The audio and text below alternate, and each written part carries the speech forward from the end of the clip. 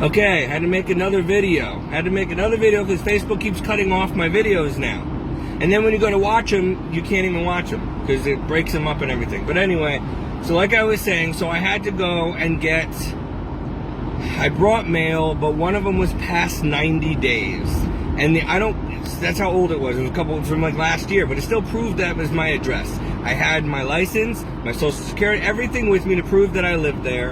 And the reason I went to the DMV was to fix my registration because somebody put the wrong address on my registration. So I had to get that straightened out. It cost me $20 to fix that. It wasn't even my fault. It was the dealership's fault. All right. So I waste all morning at the DMV. Cost me money out of pocket it shouldn't have cost. Then I have to fix my license.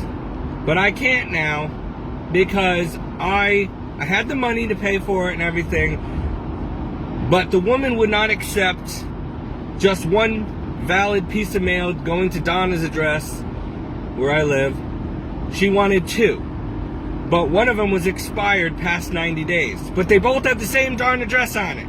And she just renewed my registration and put the address on the registration, and she also sees it on my license, right?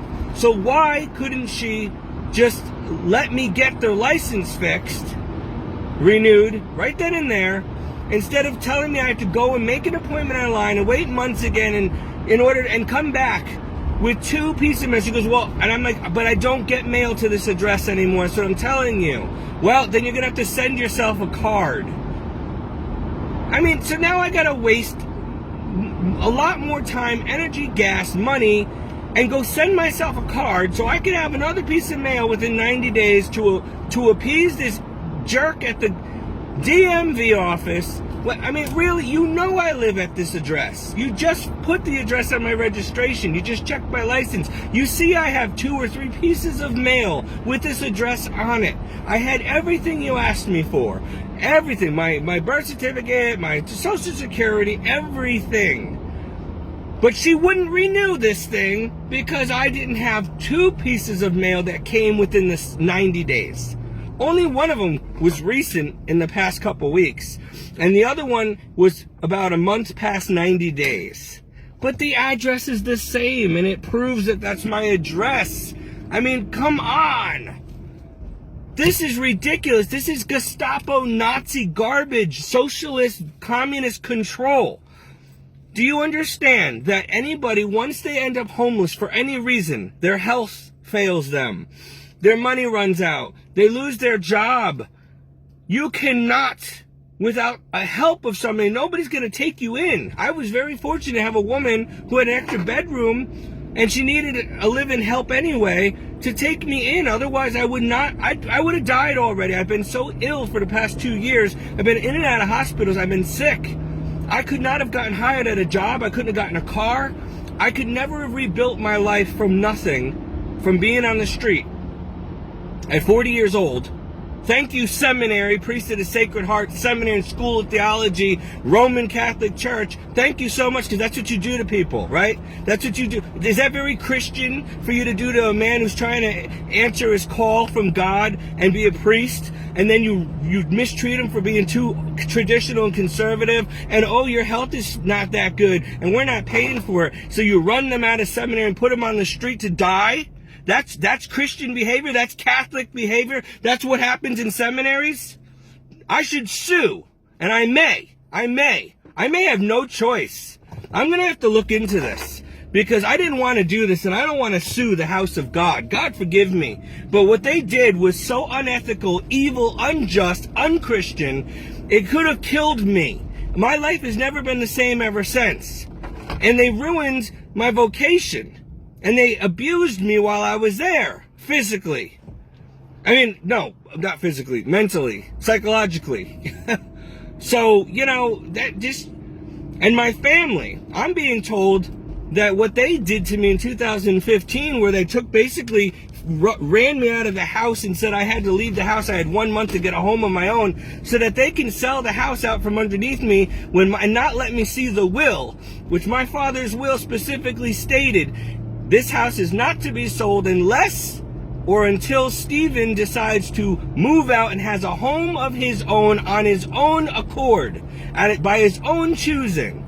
That is not what happened. They told me I had to leave and I had 1 month, and I had to go into that rundown trailer, and it ruined my life, and I ended up going bankrupt because I was not ready to be on my own at that point. And that house was supposed to be sold for maximum sales dollar at the time, and then split 4 ways. So we all had almost $100,000 each.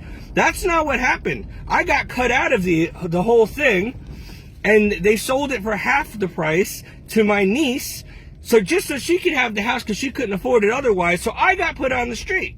So then I ended up getting my own place and reestablishing my life, and then I give it all up to follow the Lord and go to seminary.